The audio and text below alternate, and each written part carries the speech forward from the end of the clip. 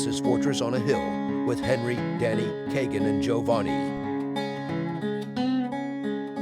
Welcome to Fortress on a Hill, a podcast about U.S. foreign policy, anti-imperialism, skepticism, and the American way of war. I'm Henry. Thank you for joining us today. We're here today to talk to my good friend and host of the Clandestine podcast and spyculture.com, Tom Secker. And we are going to take some time today to talk about his new documentary that he made alongside Matt Alford and Roger Stahl, Theaters of War. And it also connects to Tom's book, National Security Cinema, which I hope everyone who's listening to this has a copy of. Tom, how are you doing? Yeah, I'm good, Henry. Thanks for having me back on. It's great to be talking to you again. Yeah, it's been a while. We got to get back in the swing of this. There's a lot more propaganda to shit on. And we may have Matt to join us a little bit later on. We could chat with him a little bit about the documentary and such, but just to get us started here, can you talk about how the documentary was conceived, its relationship with the book, and just your overall impressions of the creation? Okay, so yeah, like you said, this came out of the book National Security Cinema, which is now 5 years old. Yeah, it's just over 5 years old. I think we're actually talking a couple of weeks after its 5th birthday, you could say, which Matt and I wrote way back in 2016-17. That was the first main creative output from Matt and me collaborating, because we'd been working together on a lot of my freedom of information requests into the whole military entertainment liaison office and other government agency liaison offices as well. So we'd been bouncing ideas off each other for a while. We'd always talked about a documentary or some kind of film adaptation of the book, because we knew that can reach a different audience. But it was a question of, do we have the production ability? How would we get any kind of funding for that? And then Roger came along sometime in 2018, I think it must have been. And Roger has made documentaries before. He's written multiple books about this and related subjects. Certainly he's written a lot about war media in general. He loved the book. He wanted to do some kind of documentary, not necessarily a version of the book. That may have actually been where the idea started, was some sort of adaptation of the book. But in the however many years since then, this thing was in development for over a year before we even really got a map of what sort of film it was that we wanted to make. And it's been through dozens of different edits over the last year and a half, maybe 2 years before it came out. But yeah, instead of an adaptation of National Security Cinema, what we ended up with was a whole lot built on top of that, because for one thing, Roger and others who helped make the film interviewed a whole bunch of interesting people. So on top of the various experts, the academics, the people who've been writing about this for years, we also had a bunch of highly original stuff, people who either hadn't been interviewed before or had never been asked these questions before. Roger and Matt also made a number of visits to different archives. So the whole, the paper trail basis for the story and for the revelatory parts, the new information, that is just so much larger than what was possible back when we wrote National Security Cinema. So the whole thing is, like I say, it's so much bigger than where it started. It started out as, let's build something that's a documentary version of National Security Cinema, and what we've ended up with is something that's really pushed the boundaries, I guess, not just with what you can do with an educational documentary, which is fundamentally what Theaters of War is, but also with this whole area of research. We really laid out not just the story of primarily the Pentagon in Hollywood, although there's quite a lot of CIA stuff in there too, but why did we not know this before? How did we find all this out? That side of the story we also told in this, as well as some of the, if you like, human interest stuff, the impact on real people's lives. That comes up time and time again in the documentary. And that's a very deliberate choice that we made. We said there's no point just making an educational documentary. There's no point just making a 90-minute PowerPoint presentation with a voiceover. You know what I mean? Sure. for people to understand, why does this matter? Why is this more than just a bunch of stuff about how movies get made? You have to ground it in reality. And the reality is constant war. The reality is mass surveillance. The reality is human rights abuses on an astonishing scale. The reality is institutionalized sexual assault and racism and all of these other things. And that's why this matters. And we were really pushing, well, not necessarily pushing, it's not like Roger was in any way resistant to this, but I'm just saying in the development and editing phases, we really wanted to draw that out. We went to great pains to keep re-editing. And poor Roger, bless him, put in an enormous amount of work. The majority of the credit for this film really belongs with Roger, not with me or Matt or Seb or anyone else who was involved, to be honest. And he put in an enormous amount of time in making sure we could situate all of this, the investigative revelatory material, in a real world that has some serious problems, and that these films and these TV shows are either covering up these problems or helping to normalize them. And either way, that's a pretty terrible thing. So I'm very happy with what came out. This is probably the creative thing that I'm most proud of, aside from my own website, which is something I've been doing for 10 years and is enormous and extensive and far bigger than any one documentary could ever be. But yeah, it's probably second only to my website. Since we're going to be talking about Top Gun Maverick today, and also probably a little bit on Top Gun, are there any other films that stick out as much as Top Gun and Top Gun Maverick in terms of fitting this mold that they've created for films, in terms of the whitewashing certain things, leaving out the enemy if they possibly can, only positive US depictions, that kind of thing? Yeah, I would say the Transformers franchise, because the enemy in that is an enemy that doesn't exist. It might as well be anonymous. It's just some alien robots that we don't even really know that much about. So it's just an enemy onto which you can project whatever metaphor you like. To a certain extent, the superhero movies. Yeah, the It's the Marvel Cinematic franchise, Universe absolutely would fit in this, yeah. because they are fantastical. They are fantasy movies, but they're in our world. You know what I mean? There's a lot of stuff in them that is clearly, this is the real world that we live in. It's just got superheroes and aliens and monsters and Thanos and all of that in it. And we've talked before about Iron Man, and we pointed out they never actually say that he's in Afghanistan and that these terrorists or militants or whatever are effectively the Taliban or some offshoot of the Taliban, something like that. They never really name them as such, but everyone knows who they are. So again, it's a bit like in Top Gun, both Top Gun movies. Those are the ones that immediately spring to mind from the last 20 years or so. They're the ones that we really drew out in theaters of war. They keep coming up time and again as we look at different examples of different things and how they've played out. Those are certainly two franchises that the military have had their teeth in a big way, and which aren't the conventional. They're certainly not war movies, are they?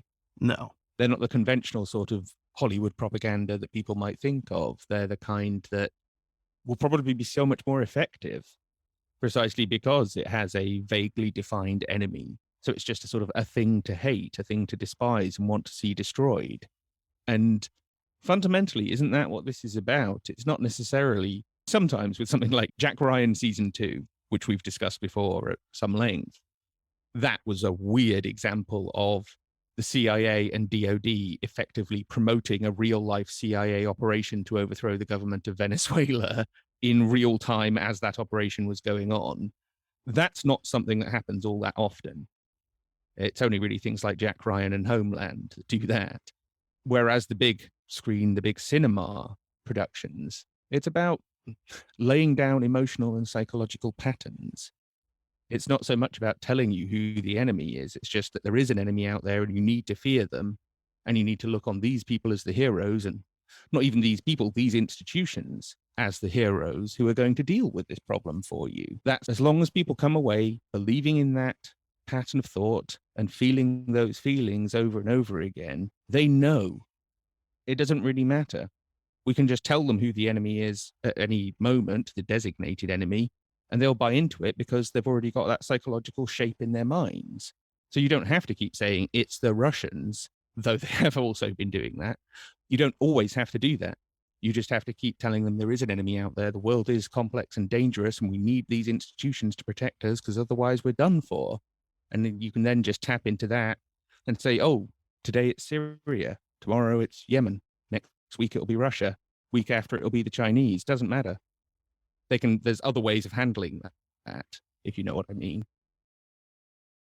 Yeah, as long as they've created this suitable framework that allows people's minds to immediately register who goes in what column, and that it completely tosses aside any rational criticism or anything that might not be agreed upon between different viewpoints. I realized this morning that I'm studying the battles of Fallujah right now from the Iraq War, and I've never watched American Sniper, which I'm sure most people remember. The film with Bradley Cooper portraying former Navy SEAL and all-around piece of shit Chris Kyle during his time fighting in Fallujah. And I don't want to watch it, but Nor have I, Henry, man. I remember thinking about it a lot when it first came out, and this was a little bit before I started working on anti-war things, and I just never got around to it. But the portrayal there, I think that's the only one I've found that, or I've noticed from going through different things, looking for different war movies on Fallujah, that they actually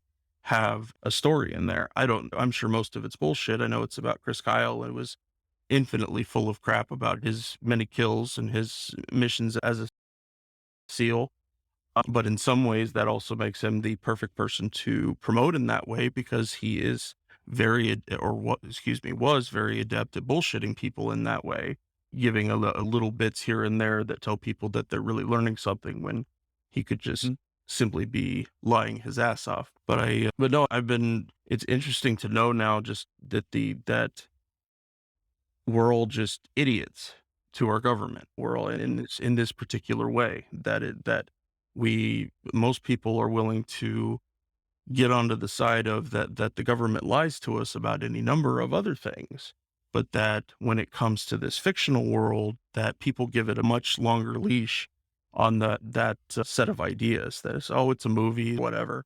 And when that kind of plays into both sides of it a little bit. Here's a question. If you actually had a lot of TV dramas, The Wire is a great example, that studies government institutions and portrays them how they are, with all the lies and the corruption and the incompetence and the dysfunction and all the different problems that they have.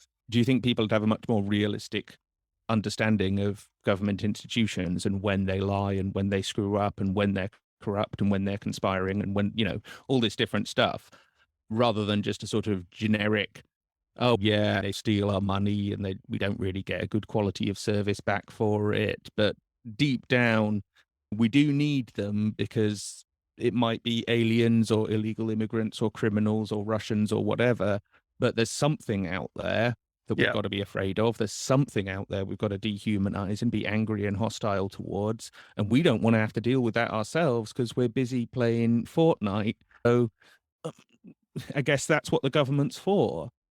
Whereas if you actually had, like I say, more realistic and skeptical depictions of the government as a whole, so it wasn't this contrast between a rather, I guess, cynical view of government in general, but a very heroic view of the security state, because that's so skewed. They don't trust these parts of the government, but you've got to trust these parts. Yeah. Why? There's nothing coherent about that view. Come on. If you're going to be skeptical of the whole lot, I say, that's what I am. Our pop culture has all sorts of weird skews and biases in it. And a lot of that is down to which organizations, whether corporate or governmental or whatever, are actually in there influencing this and shaping it in order to push their own agendas. And some of them are doing it far more effectively than others. And as a result, millions upon millions of people believe a bunch of stuff that's, like I say, incoherent gibberish, really. But I guess what I'm getting at is that it's not just that the government thinks we're all idiots. It certainly does. But it's that they know deep down that the thing that drives what people do, which is the most important thing, is how they feel. Yeah. It's not necessarily what they believe, because their beliefs can be I guess all of our beliefs to some extent are going to contain contradictions and be incoherent and be a bit fractured and messy around the edges and be subject to change when we learn new things. And we are somewhat confused, all of us, as to quite what the hell is going on. So, like I say, what really drives action is how people feel. Well, what influences how people feel better than an emotionally loaded narrative presented in a really dramatic, engaging way?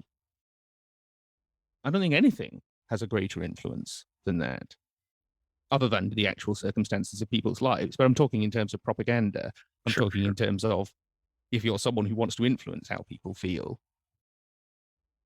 I actually think this is more effective than any of that stuff like the Cambridge Analytica or any of those other social media companies targeting ads at that whole sort of targeted audience analysis and targeting these political ads at people because they think they fit into one of these however many 62 different psychological boxes, because it's about something more fundamental than that. It's about what gets rewarded. It's about cause and effect. It's about where is the threat coming from and who's going to deal with it. It's about what actions do they take and whose are successful. Is it the people who are trying to find a diplomatic or creative solution, or is it the people who just go gung-ho with violence? In Hollywood, 99% of the time, it's the violent ones. They're whose actions get rewarded. And so that tells everyone, in a situation like this, when you feel frightened and angry, the answer is violence. And that, like I say, that emotional association, that psychological association is a more powerful driver of people's actions and what they will tolerate on their behalf in terms of the actions of the government than probably any other form of propaganda that exists. And so that's, like I say, why it matters. That's why this is so important. Yeah, and I know for me, and we've talked about this many times, that as someone who watched a ton of films growing up, that who's my old man's favorite film to this day is Die Hard. And I totally And one of yours and one of mine. Yes, no, it's a great movie. It really is. But the narratives and the ideas that came across in that before I actually started studying the topic separately from the creation of the films, it allows people to convince themselves that they have an understanding of things they have zero understanding of because of the pomp and circumstance of it, how everything looks, how everything fits, the fact that a guy who is dressed like a general gets thought of as a general in our minds, and that I carried all that with me into being in the military and probably for a few years after that before studying it. You had mentioned earlier about normalization and Mm. that a great portion of the censorship that happens in terms of dealing with the entertainment liaison offices and such is their ability to simply deny support to movies that they don't want that don't have the views that they want. And in essence, the story doesn't continue, that there's no film from that. I know you've told me about lists and lists of them. And that in addition to that, you have, if someone chooses to still make the same film that they wanted to without DoD support, but in need of military hardware, 13 Days by Oliver Stone is a good example, that they have to go to really great lengths. And of course, to get that equipment, to use it, I read about having to repaint airplanes to make them look like Americans. I think the 13 Days was the Philippines or Yeah, it was the Philippines doubling for Cuba. And so, the Filipino Air Force doubling for the US Air Force. but so many movies never see the light of day just because that their depiction requires this certain equipment or know-how or whatever. And the military, by saying no, means that story can never move forward as written. There are films. This is one of the most important aspects of like you say, the whole way the censorship works is that there are certain things that they simply don't want you to know about, or at least for a long period didn't want you to know about. Whether that's shifted in recent decades, on some subjects it absolutely has, on other ones they're still very censorious. But yeah, you take something like Iran-Contra, there are actually at least a couple of dozen movies made in some way influenced by Iran-Contra. But the only ones that went and tried to get government support got shot down, and most of them were never made. And the ones that were made obviously didn't have the production value that they would otherwise have attained.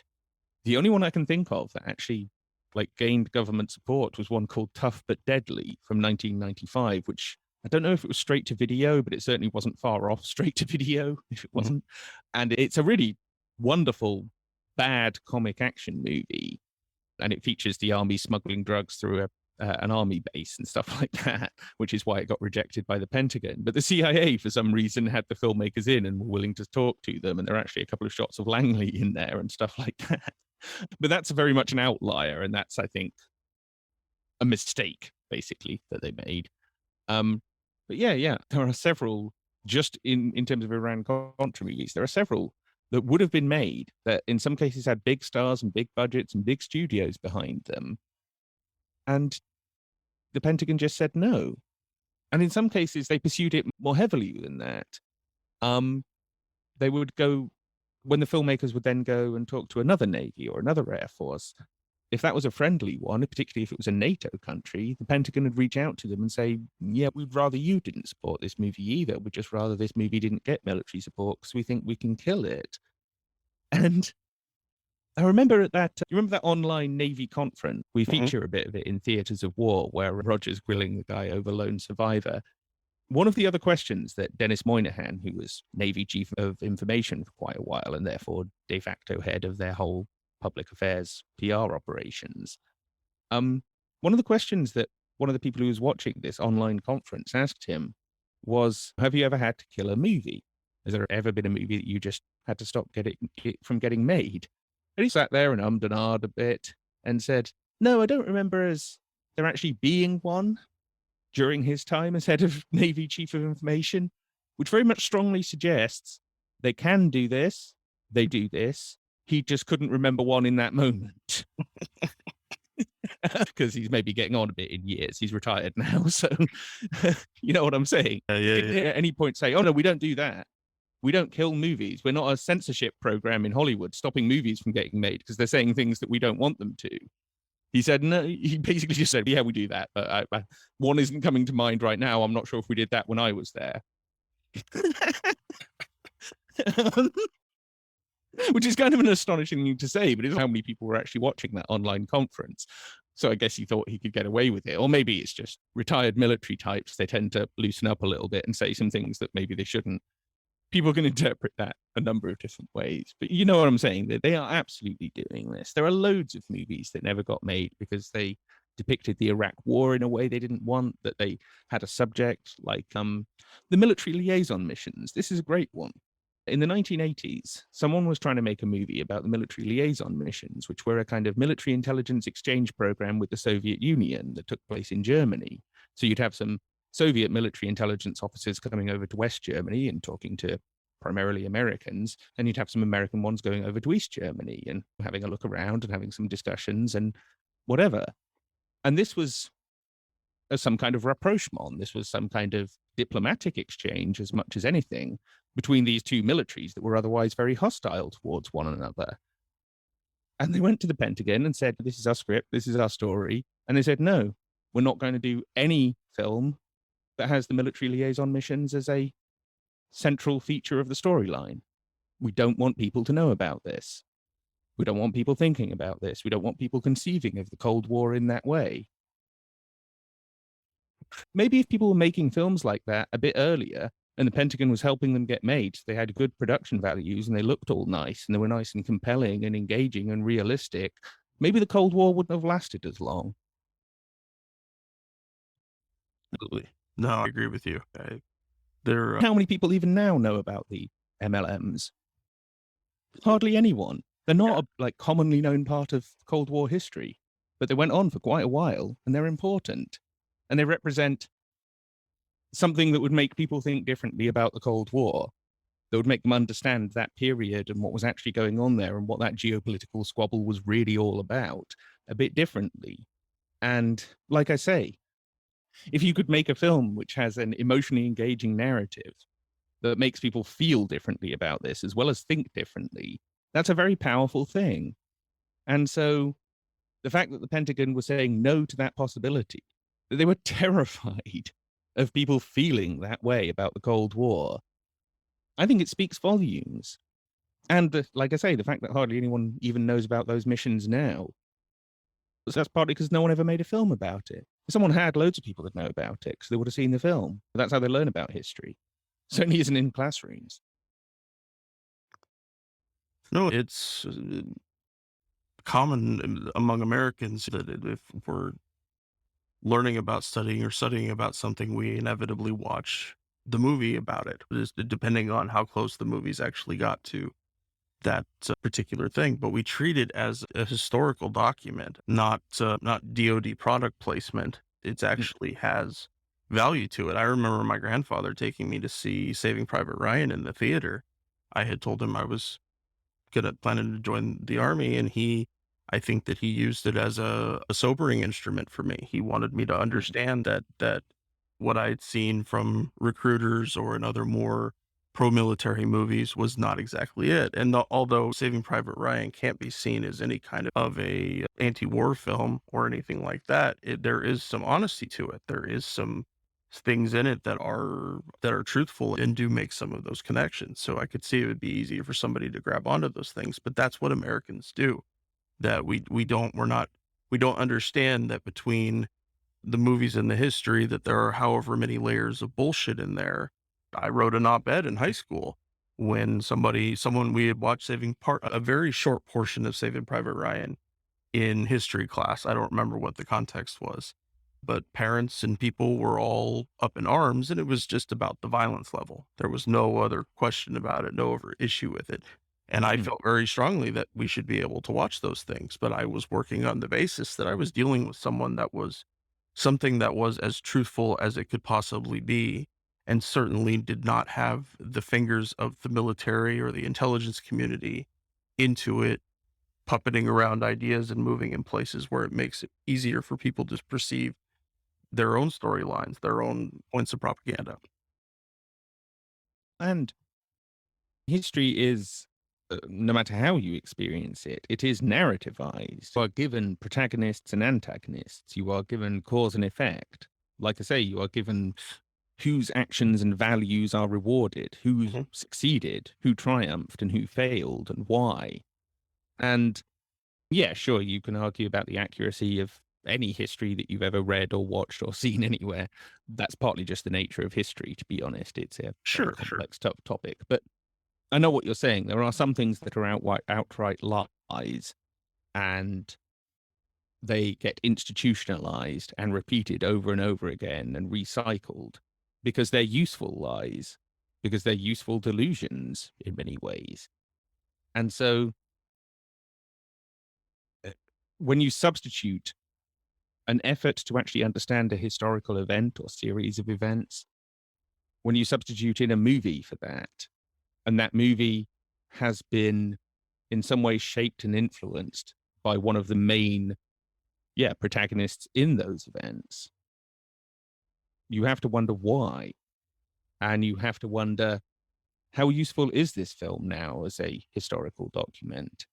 Because it's one of those things that Hollywood gets bashed for a lot from all sorts of different angles. It's not just military veterans that shit on movies for getting details wrong. It's scientists, it's historians, it's everybody. And to some extent, fair enough. But when it comes to things like the origin story of your nation and your people, that's something a bit more profound than whether they got a uniform or instead of actually getting the right term for something, they just slapped in a bit of techno babble. Yeah, okay, those things matter, but they don't matter as much. Sure. They certainly don't matter as much as framing an entire people's image of itself. You mentioned the censorship of violence. This is something that comes up in almost every single censorship bureau on the planet, every culture ministry, every government censorship bureau, or whether it's a government or non-government one, doesn't really make much difference. They're all obsessed with the violence level and at what age people should be exposed to what level of violence. Well, isn't that normalization? Yep. That's saying, oh, at 15 you can't see this, but at 17 you can. That's inducting you into the world of violence steadily in a programmed way. Mm-hmm. Whether they think of it like that is what they're doing. And when your governments, let's not really talk in terms of countries, because what the hell is a country? When governments are so violent, and yours is and mine is, and yet they're very much conditioning us and only exposing us to a certain amount of that violence, and only at certain ages, and only in certain contexts, and only in ways that will have a particular emotional reaction, or at least are liable to. That's very powerful. And the most important consequence of that is the continuation of the violence, the continuation of the infliction of suffering. It makes it easier for them to do it. So again, that's why this matters. Deep down, that's why we made this film. That's why we've all spent years working on this topic. That's why Roger spent, I don't know how many hours re-editing this damn thing to try and make it as good as it could be. Is because these things matter. We're all actually, to some extent, moved and upset by all of this. And we don't think it's right. And it may not even be legal, but screw laws for the time being. It's simply not. And so when you have the kind of knowledge of something like this that we've developed, how can you not try and do something about it? How can you not try and produce something that has a counter effect? And that's one of the things that we hope for this documentary, is that it has some kind of counter effect to this. It makes it easier for people to identify this and be more resistant to it. It might even piss people off enough to actually go and do a bunch of this stuff themselves and make their own counterculture to this that advocates different values than violence and domination and nationalism and militarism and technocracy and all of these themes that just come up again and again in these movies. Because it isn't just about what they're taking out, it's about what's getting put in there. Mm-hmm. And I think that's something that people ask a lot about, because I get it. It's not just a censorship bureau. It's not just like some whatever Czech communist party going over your movie. And one of the biggest things that they put in there is extremely expensive and invasive and destructive technologies. That's one of the things they're always on at filmmakers. Oh, we would love the F-35 to be in this sequence. We'd love some F-18s in this bit. We'd love to show off the new Navy's littoral combat ship, which is a gigantic waste of money and doesn't fucking work. But according to Hollywood, it works beautifully, because look at all these movies and TV shows it stars in. And again, it makes it easier for them to do this. It makes it easier for them to spend enormous amounts of money on these things that don't work. And even when they do work, are just horribly destructive, both to the environment and to nature and to everything good about the world. And to us, there is a self-interest here that we can't let hold of. We shouldn't just let go of, sorry, either. It makes it easier for them to do all of that. That's wrong as well. Because imagine what we could do with those resources if we weren't blowing them on pointless F-35s that still don't work 10 years after they were supposed to be perfected. So again, all of this stuff matters. All of this stuff has enormous consequences. And it isn't just about war. It's about our lives. It's about who we are. It's about what we actually want to do with our societies and with ourselves. And when Hollywood is bastardizing that on behalf of a state which just constantly spies on us and routinely abuses us and is happy to just exploit us whenever it's expedient to them, like I say, I can't just let that stand. We couldn't just let that stand. That's one of the reasons why so much time and effort has gone into not just the documentary, but everything that I and Matt, Roger, and the rest of us have been doing. I'm offering quite rambling answers to your questions. I appreciate it. You definitely contributed to one convert right here. And I'm sure that there are lots of people I know. I've spoken to many of them who have found your work, and to a lesser extent about your work, my work, just doing interviews with you and stuff, but that place those questions for people, so that as this moves forward and they see those kind of things, that they're not, it's not still being stuck into the amalgam of propagandizing that they've been put through by their government. That at least if they have to, they at least get a chance to say, maybe I'm going to think about this for an extra second, or maybe I'm going to ask myself, was that really true? Did that bizarre thing that seemed great for the story, but did it actually happen? The answer 9 times out of 10 is no, it didn't. Yeah. Every once in a while, but no, normally extraordinary stuff doesn't happen. That's why it's extraordinary, not ordinary. Let's move on to talk about Top Gun and Top Gun Maverick for a minute. Sure. But before we do, just to bring us into the right context, Would you mind sharing a little bit with the listeners about the tailhook incident and how it fits into the story of Top Gun 2? Yeah, sure. In 1986, Top Gun comes out. It obviously promotes this heavy drinking, womanizing, party animal culture within the Navy, which was a very real thing for sure back then and to a certain extent still is now. And then a few years later, they were gearing up to make Top Gun 2. It'd been in some kind of development for a while, because obviously the first film was very popular, very commercially successful. They were always planning a sequel, and with provisional DoD approval and support. But then the tailhook scandal hit the news. And this was the story that at was it the 1991 Tailhook Conference? I think, yeah. Which is a big naval and marine aviator conference. Lots of pilots basically turning up to a big hotel in Las Vegas for a weekend. Is that it's unclear exactly how many people perpetrated a bunch of assaults, sexual assaults, harassment, gropings, all sorts of horrible behavior against dozens and dozens of women. A bunch of men got assaulted as well. And naturally, when this hit the headlines, it was a story that people hadn't heard before, because the military had done so well at covering this up in the years prior, including with the help of Hollywood, that it caused a great upset to a lot of people. This wasn't how they wanted to think of their military. This wasn't how they wanted to think of the men in the military behaving at its simplest. And so when the Top Gun producers turned up and said, yeah, that thing we've had in development, we're gearing up, we're getting ready to go now, the Navy said, no, there's just no way we're going to do anything that's going to remind people of tailhook right now. We're not going to do anything that looks like that, because we can't, basically. The Overton window has shifted. The limits of conversation and moral values have shifted. People have a different perception of this now. The real world has actually taken over for once and had dictated to the PR people rather than the other way around. And as a result, Top Gun 2 just wasn't made.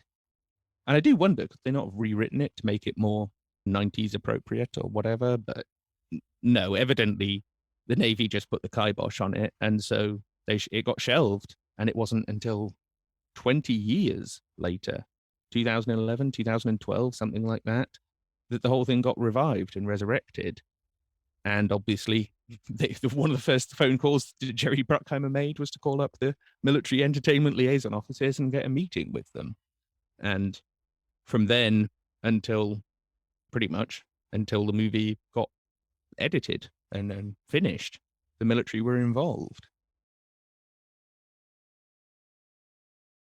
And so will you describe a little bit specifically about the process that the production has to go through in terms of that the script changes have to be shown, cuts of the film have to be seen before release, all of the different things that they have film creators go through to ensure that it has DoD's official stamp of approval? Actually, just one more thing has occurred to me about Tailhook, is that one of the official investigations, I think it was a DoD Inspector General, it may have been a congressional investigation, it was one of the two. One of the investigations into this flagged up this heavy drinking and womanizing culture as one of the reasons why this had happened. They even described a Top Gun culture. They attributed, in some ways, the actions of those rapey aviators to the actions portrayed in the movie. They even spoke of a Top Gun effect, like a copycat effect, that because they'd seen this on the movie screen, they thought it was okay, which should tell you the power that these movies have, at least in the minds of the people in the military. Because whether or not you can actually attribute a criminal act or any wrongful, whether it's criminal or not, just any morally wrong act to something that someone saw in a movie or saw in a video game or something, I've always found that a slightly tenuous argument. It certainly makes it more acceptable in their minds, but that is probably not the reason why they did it. But is there only ever one reason why someone does something? At any rate, you asked about the process.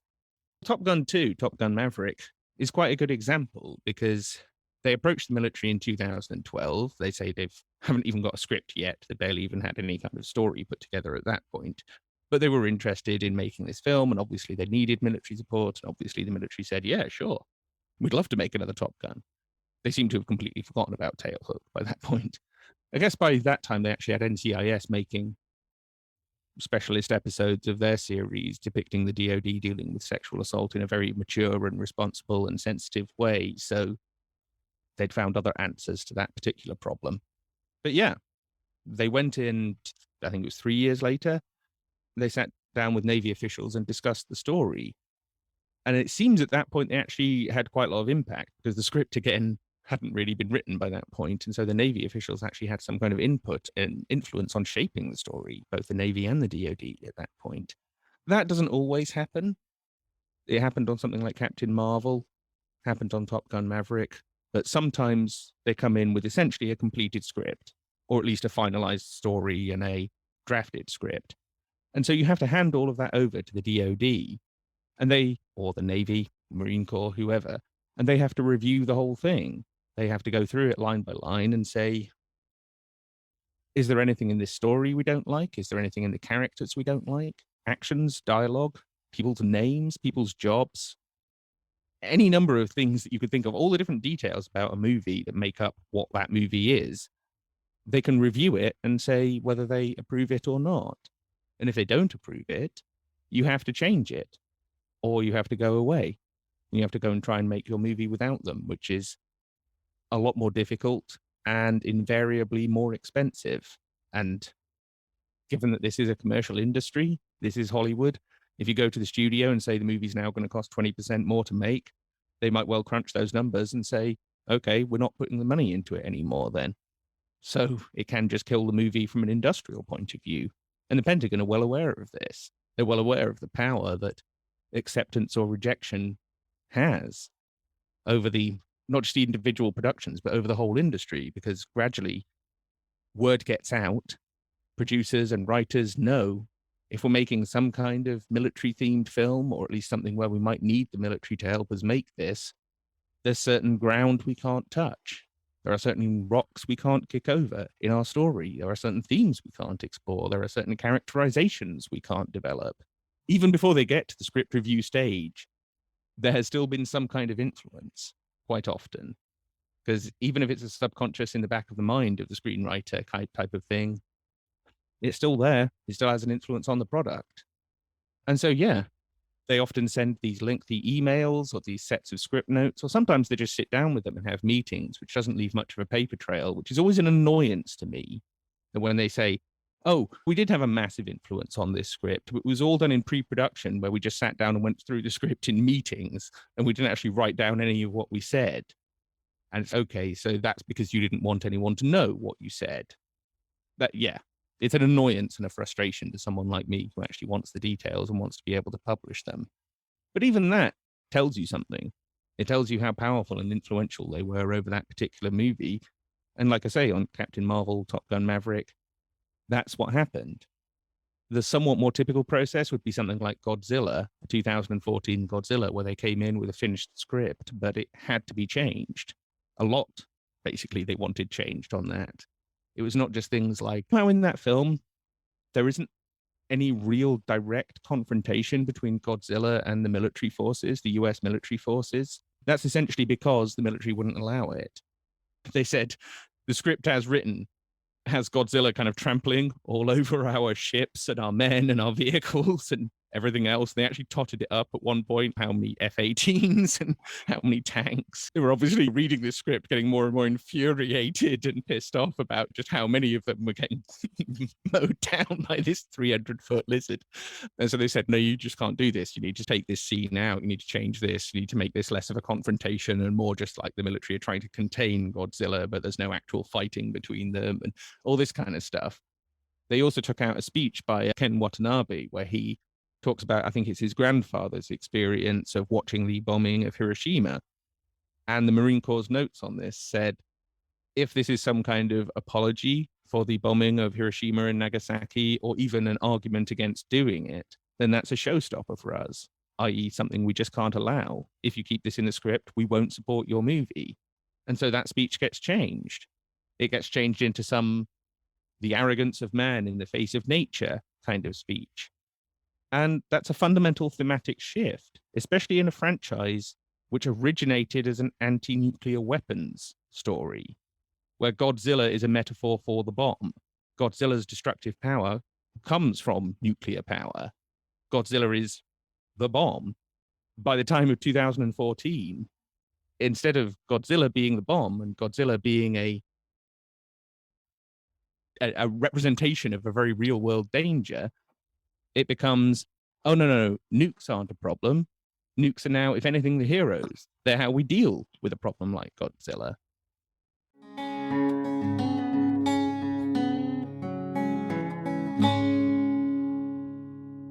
The guys and I love doing the podcast. Being able to share our experiences in the military with allies and supporters means the world to us. But we can't do all the work. We need you to share an episode of ours with somebody, anyone, who you think might be affected by it. Young people looking to join the military or parents advocating for one, conscientious citizens who care about the violence the U.S. wages in their name, advocates for women and people of color who understand the harsh environment the military creates for minorities and inflicts on minorities across the globe. Yeah, please share those with them. We get asked often what people can do to help support the podcast. One very powerful way is to help us grow and reach more people is to leave us a review. You can do that on iTunes, which is the best place to leave a review. iTunes does reach the most people these days. The next best place is Facebook. Go to our Fortress on a Hill Facebook page and look for the reviews tab. And finally, there's Patreon, where we're blessed to have an array of wonderful supporters helping us for some of the podcast's expenses. Those who contribute $10 or more a month will be mentioned here as an honorary producer, helping keep you, our listeners, stocked with new episodes. But you don't have to contribute $10 a month to help us. For as little as $1 a month, you can help us keep going, paying for hosting and storage fees, transcribing old and new episodes, promoting and expanding the podcast, and more I'm sure I can't think of at the moment.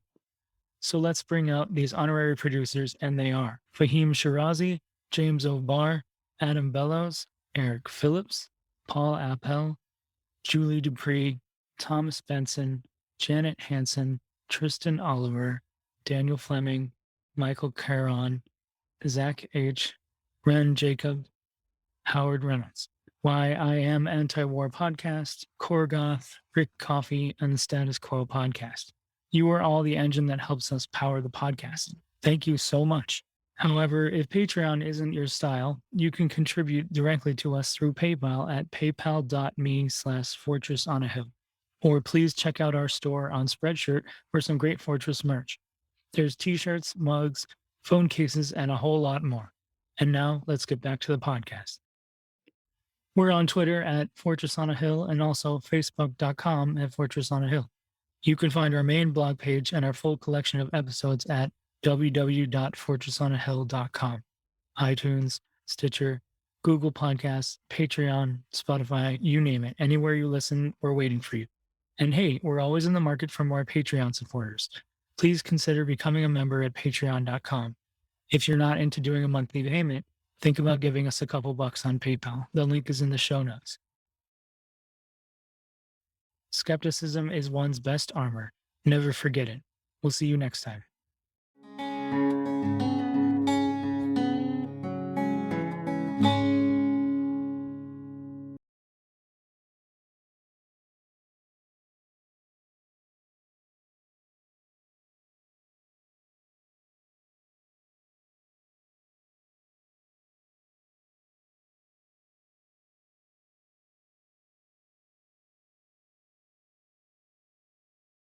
And now Matt's joined us.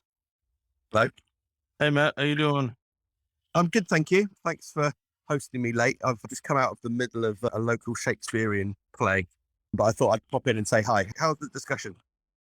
It's been great. It's been great. We were talking about Top Gun Maverick and just the different points of inflection that DoD puts themselves in between the script and notes and changing all these different things. And Tom had been mentioning about Godzilla, about the transformation that the Godzilla remake went through, despite the fact that it did originate as a anti-nuclear film, that the character of Godzilla himself was a creation out of that, and there was therefore a direct criticism in that way that was completely sidestepped by the DoD when they came in to make their own changes.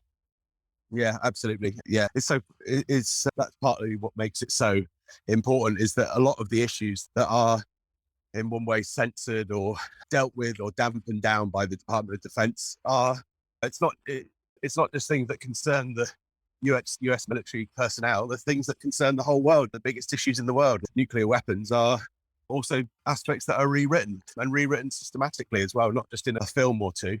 That's what makes this whole topic so important. It's just so pervasive.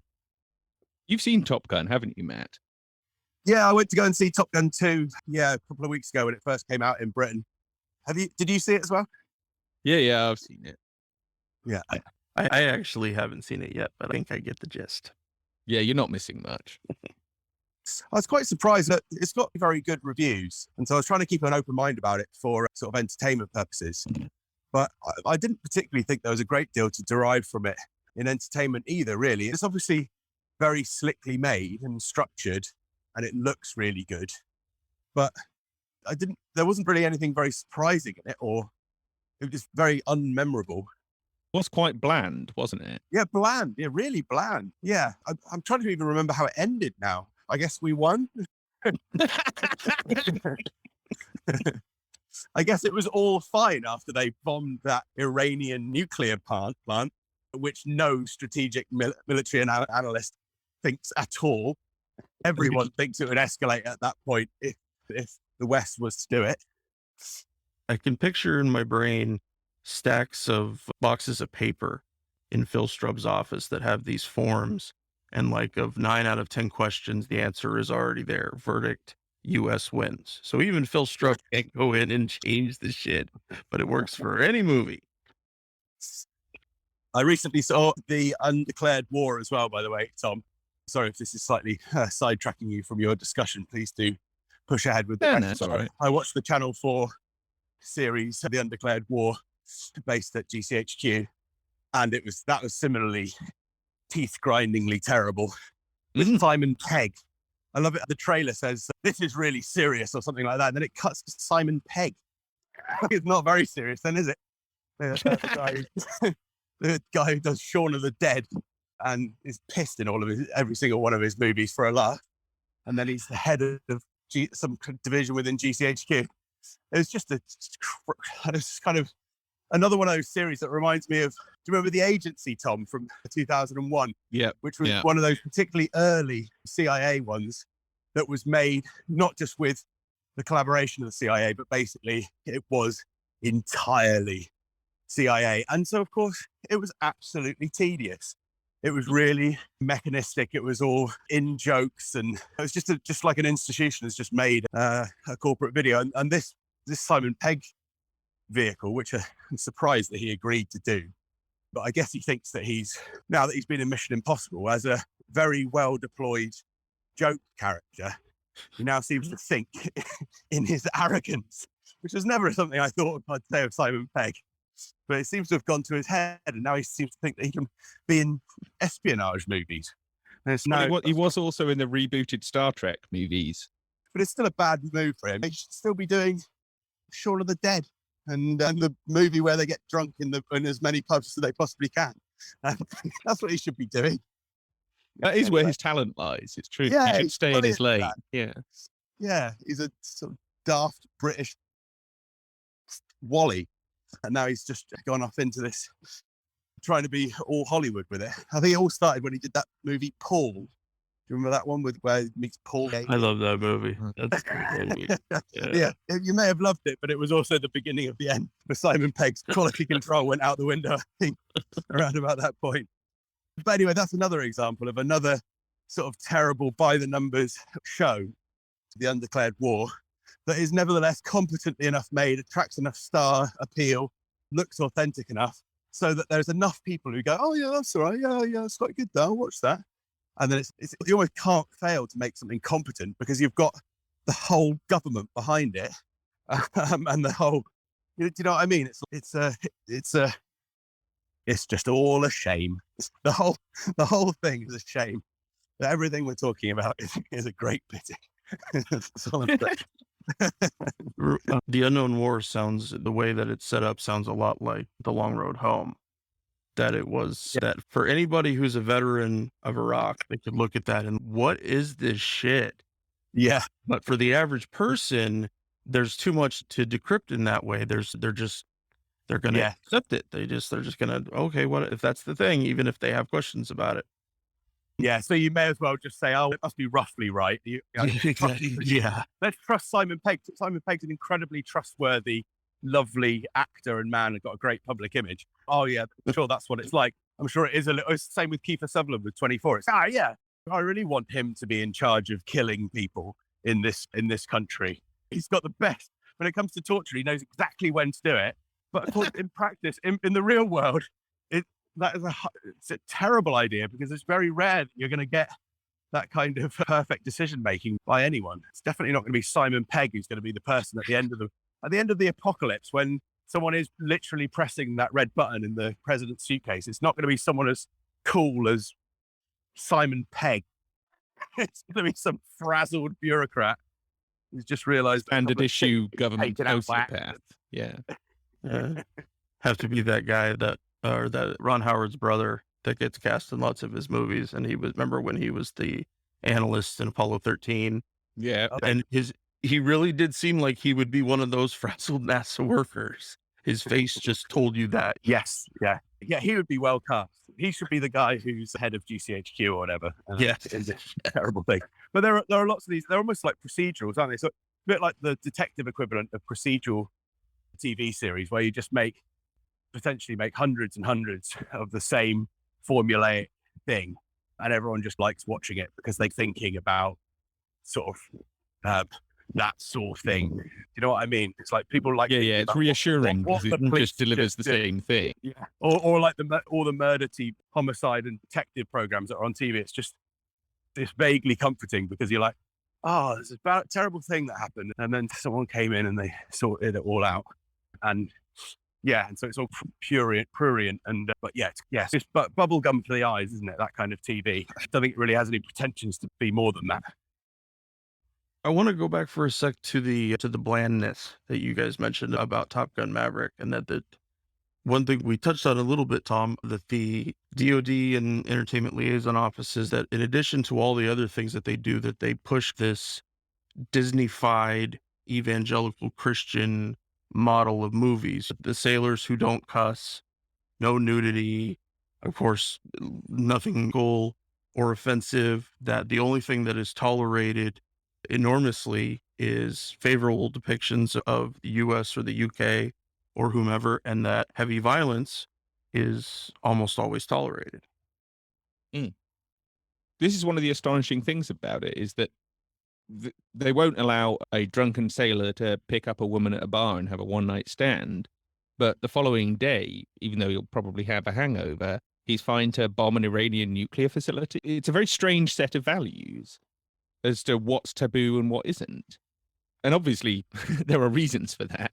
There are motives behind that as to it's what Roger refers to as sanitization. They want a very clean image of the military. They don't want anything bloody or grungy or emotionally complex or anything that's going to leave a bad taste in people's mouths. But at the same time, they do want to promote war. And so it's very difficult to promote war when war is 90% horrible, grungy, dirty, unpleasant, emotionally difficult, if not outright traumatizing, and so on. So how do you manage that? How do you walk that tightrope? And in a movie like Top Gun, it is partly through the anonymization of the enemy. It's through the complete elimination of any suffering from this violence. We never actually see anyone suffer in the whole course of the movie, really. And through Top Gun Maverick is a slightly different kind of movie because it's also wish fulfillment for people within the military and with military veterans. It's like, I wish military life was like this. I wish I could just go around being Maverick and disobeying orders and stealing aircraft left and center and just saying what I want and doing what I want, but still being the hero. Yeah. And obviously that's not what military life is like. if you actually behave like Maverick, you would have got thrown out of the military about 25 times over just in the course of this movie. And so it is also a kind of fantasy wish fulfillment thing going on. But for the general public, it's more just a, like I say, a very bland, heroic depiction of the military that tells you just enough about the enemy that everyone knows who they are without them actually saying it. And so they can't get into any trouble. There's no controversy, but the messaging and the thematics still get across. Yeah. Yeah, absolutely. I'm trying to think. I can just imagine someone must be listening to this saying, no wonder they don't like any of this stuff. They don't even get it.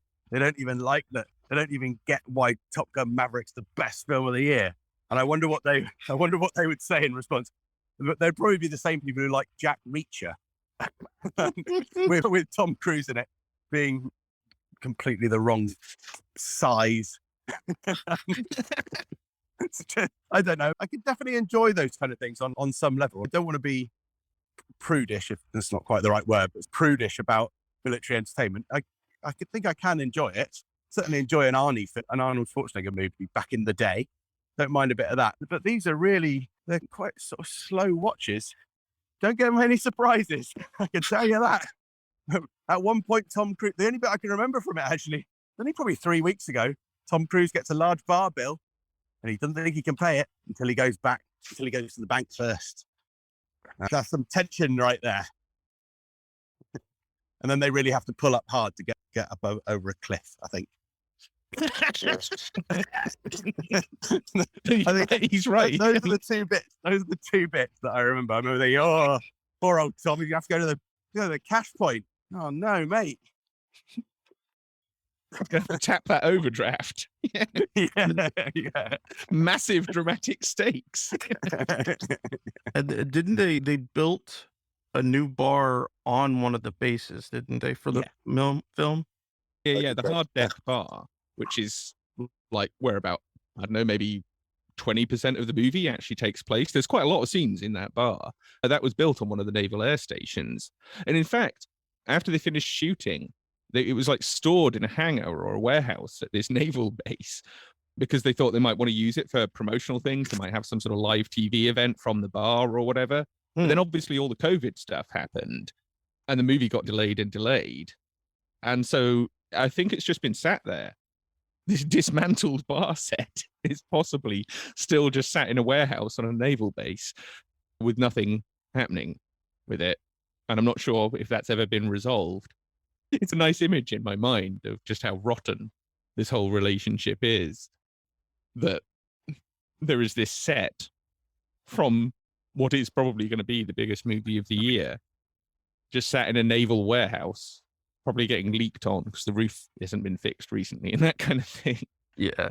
It's nice to think that this glossy, glitzy piece of military propaganda is now reduced to a bunch of wood and cardboard that's slowly getting moldy and damp in a Navy warehouse. That's a good example for how flimsy all of the truth is in it, that it's all pretend and put up and then it's taken back down, and because it was never real to begin with. And of course all the various rules that they have to follow going to the different bases, ensuring they don't damage anything or they don't see things they're not supposed to, and if they see things they're not supposed to, that they sure don't film them, and if they film them, that they don't never get shown, and on they go. Yeah, sure. And why has no one chased this up? I found this out by reading through the documents, and I can understand why people haven't figured that part of it out. But has no one, ordinary journalists, chased this up? Because it's quite widely been reported that this bar was built on the naval base. Has no one asked, is it still there? What's happened to it? Because it's I just mean, out of those so many hundreds and hundreds of articles about this movie, no one's really chased that thing up. But then Top Gun Maverick is fascinating for the media's response to it, because Matt said reviewers have been overwhelmingly positive. I'm not quite sure why. This movie didn't strike any massive chord with me. I can't see. It's not, I don't know, The Avengers in 2012. I can understand why everyone went crazy about that movie, because it is actually a very well-made movie and totally delivers on what everyone would want from it. Whereas this is it's just a soft reboot of Top Gun. There's no surprise in it. There's nothing particularly funny about it. There's no real emotional high point. It is like Top Gun procedural almost. And so there's that element. Yeah, it wasn't really channeled. I couldn't because people have watched Top Gun 1 and enjoyed it on ironic levels, or maybe just enjoyed it on nostalgia levels, but they didn't seem to really channel that kind of love or fandom as much or as well as I thought they could. But then maybe there just wasn't a great deal to the original movie. Anyway, I slightly feel like I'm crapping on the Top Gun franchise from a great height. The point that I always come back to is that there are occasionally some good military movies, but also the other problem is that this is definitely not just about one movie. It's about these thousands and thousands of movies and TV shows that we identify as being messed around with by the national security state. But sorry. One of the other things that me and Roger in particular picked up on was how many really bland articles there were about, oh, this is the military Hollywood relationship. Top Gun Maverick is some kind of military recruitment vehicle. And it's, yeah, sure, it is a recruitment vehicle, but it's a bunch of other things beyond that. That isn't the only purpose of this. Yeah. And it's, this is how the mainstream media often deals with this subject, is they say, oh, we want to do a Top Gun's coming out, so we've got to do something about military in Hollywood. Okay, we'll dust off the same old crap that we wrote the last time we wrote this article, which was probably for Captain Marvel 3 years earlier. Maybe we'll phone up the DOD's office and get some quote from them, so then we can pretend we've actually done some journalism. And then they just write the article. But at the same time, there have been a whole bunch of stuff, largely coming from Roger and myself, to be honest, or at least originating with us and then spreading out from there, that's much more critical, that's actually explained, like what happened on this film, why this film is important, that this is a window into, as Matt says, a world of hundreds of movies, thousands of TV shows, many thousands of products, if we're including the whole security state in this conversation, and things like that. And like Alan McLeod's article for Mint Press, that got picked up by a whole bunch of different places and inspired a bunch of other articles of its own, including pissing off Task and Purpose enough to they did this thing where they posted a reference to that article on their social media and encouraged their largely veteran audience to shit on the article, and then took those responses and turned them into their own article. It was totally manufactured. It was fairly shameless on their part.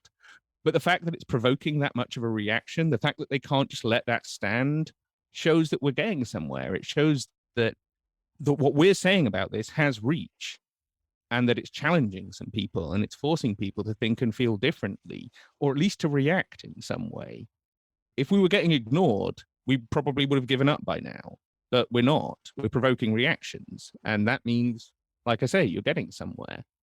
And so Top Gun Maverick is not just a fascinating case study in terms of the movie itself and how the DoD were involved, but also in the reaction, the media conversation around the movie, I think has been quite illustrative of both the good and the bad about the discussion of this issue. I think that the Task and Purpose article points to that next sort of way that they will try to defend this very layered onion. They will ultimately say, if they are challenged more about this, they will say, of course, we've got the right to recruit. And that's what that article was basically saying. So what are these stupid academic types think that we're doing? Of course, we're going to recruit. Of course, it's just a movie, but all those kind of arguments. But actually, that's only a very tiny part of what we're saying. The much more important thing is the systematic nature of this relationship, and the fact that it's not just about recruitment. It is about rewriting history and rewriting the representation of the current ongoing institutions. And they know that it's much harder to in some ways, it's harder to defend that, because inherently rewriting history sounds bad. People know that sounds bad. That rings alarm bells.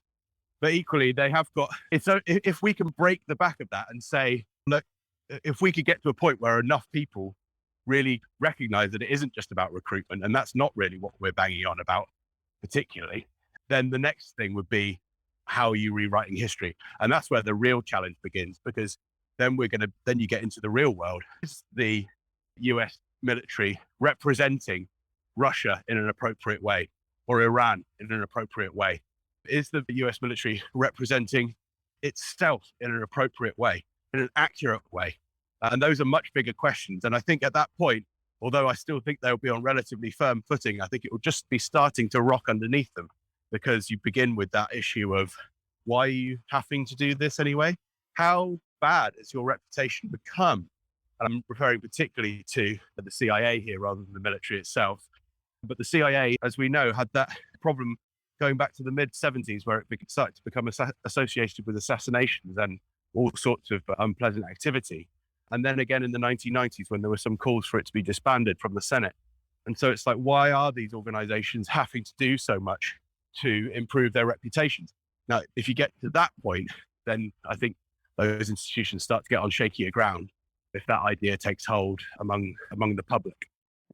And we've actually seen a resurgence in recruiting numbers dropping precipitously in the last few years. And so that if they're having an effect, it sure isn't the effect that they want it to have in terms of the overall policies and actually getting people in boots and making them into soldiers or whatever in terms of joining the CIA. There's a certain amount of it that they just can't overcome no matter what they put out there. Yeah. And that struggle, it tells us something, because there's no way that that's a result of the DoD in any way failing to work with Hollywood effectively, or certainly not on a small scale or anything like that. Their operations have only become larger over the last 10 or 15 years. So like Matt says, the question has to become, well, why is this so difficult for you? Maybe it's because of the horrible stuff. Maybe it's because of the horrors of these wars. Maybe people are actually realizing that and realizing, hang on, these institutions aren't great places to be. That's why less and less people are thinking it's a good idea to sign up, despite being bombarded with more messaging telling them to sign up than they've probably ever experienced before. And there is also a problem of, again, like Matt says, this isn't just about recruitment, but since that's what we're talking about, there is a problem of redundancy, that because people have had 100 years of movies telling them to sign up to the US military, and in this country, something like 100 years telling them to sign up to the British military. After a while, that becomes a bit stale. It becomes background noise. How many Transformers movies can you watch and still be emotionally affected by them, since they're all the same? You know what I mean? Yeah. There's only so many times you can hear something and it still actually chimes with you. Eventually it does. You do just start to tune it out. And one might ask the question, has this massive expansion, particularly over the last 30 years in the whole government entertainment liaison office phenomenon, is it actually starting to have a counter effect, that they've actually gone too far, that they're doing this too often and too much? And so these messages aren't getting through as effectively anymore, because it's just, oh, that's just what you hear in a movie. That's just what on a TV show. So from a normalization point of view, it's great, because then it does just become the way the world is. It does just become background noise. But if you're actually trying to provoke a response, you're actually trying to get people to do something or say something or believe in something, the more you push, the more it just becomes, oh, that's another person telling me to do or think something and I don't care anymore. Yeah.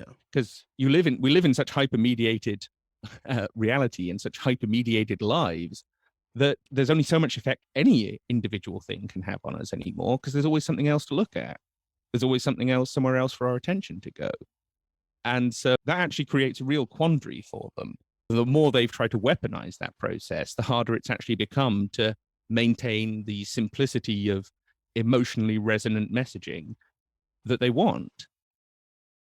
So I'm actually quite optimistic about where this might go over the next 10 years or so. Maybe I'm being naive. No, I think that mainstream media is at a very severe crossroads in this way, that there's going to continue to be this kind of media that does continue to get picked up, and they're going to have to comment on it in greater ways somehow, even if it's mostly subterfuge or just distractions, because there won't be anything they can say in response anymore. There won't be. It's just, why hasn't the New York Times done more extensive work on this, or the Post? Or it's going to become that question is, yeah, you guys, and also they don't want to ever seem like they're behind the times in keeping up with in that way. So they'll start off with stories that are much more linear, much more pick and choose. But after a while, it was like, Tom, because you guys get the actual fucking documents. How do you argue with it once you've gotten to us? Oh, this asshole did say this thing. I guess you're not full of shit. It's there. It's not like it's written in just some novelization where they came up with stuff like this. But also, and I want to say, Tom, you've mentioned before too, that they really don't want any mention of the Entertainment Liaison Office in any film or any fictional thing. They don't want to give it any kind of space to say this organization exists and may be affecting what you're watching right now. Isn't that right? Yeah, they do tend to go out of their way to try and avoid. They do an awful lot with reality TV, for example. And you'd think it'd be very hard to make a reality TV show without kind of letting in on the fact that the military are basically there, stood behind the cameras at the same time as the producers and everyone. Yeah. So, for example, there's the YouTubers, the Dude Perfect YouTubers. They did a Top Gun promotion where they go and mess around on an aircraft carrier for a couple of days. And that episode starts with a call from a naval commander saying, yes, we've approved you to come on board our aircraft carrier for a couple of days. And we've looked down the list of things that you want to do, and we'll try and make as many of them happen as we can. There might be a few that we can't thing. And that's not what happens. Yeah. You don't go to the naval commander. You go to the entertainment liaison office. You don't get that call from a commander. You get that call from an entertainment liaison officer, because it's all handled through them. It's all handled through the PR people. So that first 30 seconds of that episode is a lie. And it's a lie to cover up, how did this come about? Why is this being made? What is this thing? Even this 20-minute video that we're watching on YouTube. And I'm using that because it's a really stark example, and it's also because of what I was writing about earlier today. But there's tons of this sort of stuff where it's like, in order to find out that they even worked on a production, sometimes they're not even credited at the end of the film. They're not credited on a Suicide Squad, the James Gunn one from last year. There's a bunch of other government agencies, Government of Panama, other places that they've filmed or got tax credits from or whatever. They're credited, but not the DOD. We had to find that out through the documents. Why not? That's one of the biggest films of last year. That caused a great stir, but it seems that I was pretty much the only person who spotted that. And the only reason why I spotted it was because filing relentless freedom of information requests and going through piles of documents. Maybe we shouldn't have to find that out. Maybe we shouldn't have to do that in order to find out that the military made this film that's basically about glamorizing US black operations in Latin America. Because that actually matters. That's still going on. That's been going on for 140 years, maybe longer. That's a big part of the history of Latin America and just of the relationships between the Americas in general. That's not something that should be promoted in a superhero movie by the government without us knowing about it. Surely it shouldn't be that difficult to find this crap out. It really shouldn't. Not that I'm complaining. I don't mind doing it. I'm just What would you do, Tom, if it all came crashing down? Basically, we achieved the objective of making a much more democratic, less militarized Hollywood system. What would you do with your life? Oh, write about football. My first and true passion. It's only because of stuff like this that I'm not just doing something easy like writing about football. Because trust me, I can make a living doing that. I'm quite good at football commentary and stuff. But maybe I'll start doing that alongside this. But yeah, it would be something simple like that. Something nice. Because honestly, reading about war crimes and then reading about movies and how the movies were rewritten to prevent the depiction of the war crimes being accurate, after a while, does wear on you psychologically. It does. It does. It's not the nicest way to spend lots and lots of your time, but it is necessary. So, Well, fellas, I think that's a great place for us to wrap it up for today. Thanks to you both for coming and chatting with me about this. I really enjoyed the discussion. I'm sure our listeners will as well. Is there anything either of you guys would like to plug? We'll make sure we have good links for the documentary and for National Security Cinema. And then, of course, to Tom's site. Matt, I'll get with Tom, make sure I'm not sure. I think you have a site. I can't remember at the moment, but. Yeah, you can look me up on Writing with No Hands Okay. on Facebook, or look up my name, Matt Alford, on TikTok. Okay. Yeah, I'll make sure I include that stuff. But anything you guys want to plug before we wrap up? well, basically just the documentary. We want people to watch Theatres of War because this has been a fun conversation, but trust me, if you watch that documentary, you'll be stunned by what we found, and you'll be stunned by just how deep and how broadly this goes, and just how much of the culture industry is influenced by this. And we devoted a hell of a lot of time and effort to making this documentary. We want as many people to see it as possible. We want to hear from people who've seen it, whether positive or negative. We are totally open to criticisms and counter arguments. Yes, because there will be a book of something similar that comes out of the documentary as well. So having feedback on it would be great. And also anyone who has read our 2017 book and thinks all of that, actually the research project that Roger led on for this for the last 4 or 5 years to make this documentary has been an incredible feat of work as well, alongside doing the actual technical side of the documentary as well. So there's a lot of new information in there, even for people who are fairly up to date with mine and Tom's work. Alrighty. I think I might actually put out for the podcast that I'll rent it for people. I'll do it for 5 people or 10 people or something like that. But this is an absolutely needs to be seen by as many people as possible documentary, and I definitely want to give it its due that way. But thank you both for your incredible work on it. It is it's something I need to go back and rewatch it and make really copious notes, because I know there was some stuff in there that I heard it and then I was focused on the next thing. And so but thank you guys both, and thank you for your time for chatting today. I appreciate it. Thank you ever so much. Thanks, man. Good talking to you. Good talking to you too. You guys take care, and we will talk again soon. Okay. Take care, man. Bye. We're on Twitter at Fortress on a Hill, and also at facebook.com at Fortress on a Hill. You can find our main blog page and our full collection of episodes at www.fortressonahill.com. iTunes, Stitcher, Google Podcasts, Patreon, Spotify. You name it, almost anywhere you listen, we're already waiting for you. And hey, we're always in the market for more Patreon supporters. Please consider becoming a patron at patreon.com. And if you're not into giving us a monthly payment, think about giving us a couple bucks on PayPal. The link is in the show notes. Skepticism is one's best armor. Never forget it. We'll see you next time. Come on, you good people, and listen to my song. I hope you'll pay attention.